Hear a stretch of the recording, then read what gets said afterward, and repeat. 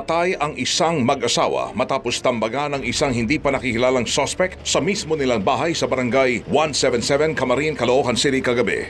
Agad bumulagta ang dalawa na kinilalang sina Albin at Nemia Nervar na parehong binaril sa iba't ibang parte ng katawan.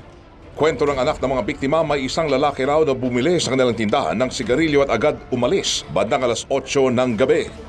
Pero makalipas ang ilang sandali, bumalik ito at tinungo ang kanilang pintuan at nagsabi na makikisindi ng yosi. Bumalik po ulit tas sabi daw po pasindi. Tapos sumili po siya doon sa may bahay namin. Tapos bigla na po siyang tumakbo papunta sa bahay. Tas una pong binaril niya si Papa 2 beses po. Tas sunod po si Mama. Bago raw ito, napansin na niya na may baril na bitbit ang suspect habang bumibili ng sigarilyo. Pero hindi niya raw akalain na gagamitin ito ng lalaki sa pagpatay sa kanyang mga magulang. Naulilan na mag-asawa ang 4 na anak, kabilang na ang 2 menor de edad na may edad 11 at 9 na taong gulang. Wala namang maisip na motibo ang pamilya sa nangyaring krimen. Wala pong kaaway si Mama at si Papa.